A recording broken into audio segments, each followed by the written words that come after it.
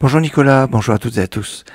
J'aimerais vous parler de vêtements. En effet, la paracha que nous lirons ce Shabbat, paracha Tetzavé, commence avec le sujet des habits sacerdotaux, des habits du Kohen Gadol, du grand prêtre, mais aussi de tous les Kohanim, de chaque prêtre qu'il y avait dans le Mishkan, dans le sanctuaire.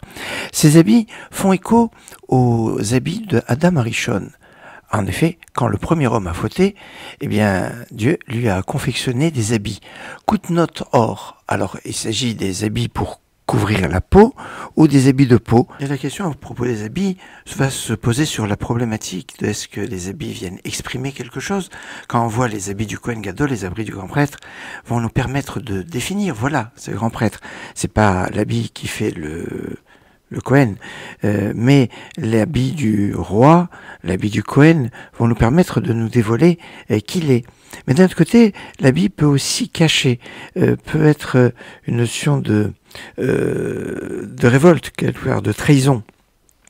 Boged, Beged, c'est un habit, Boged, c'est quelqu'un qui va trahir, mais c'est un vêtement, mais Merila, c'est un vol de quelque chose qui est saint. Khalifa, c'est un vêtement. L'arif, ça veut dire changer. Alors, est-ce que le vêtement est là pour cacher quelque chose, pour peut-être obscurcir quelque chose? C'est peut-être ça le sens des kotnot or, des vêtements de peau or qui pourrait se dire aussi comme hiver, celui qui est aveugle, ce qui va cacher pour qu'on ne puisse pas voir.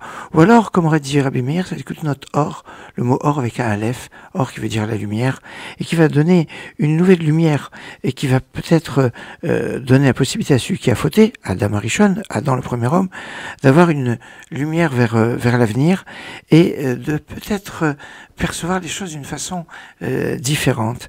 C'est ici une réflexion à mener sur le vêtement depuis le début de la création, depuis Adam Arishon, mais qui traverse toute l'histoire, surtout quand on va parler de l'histoire de Purim, où le vêtement est très présent.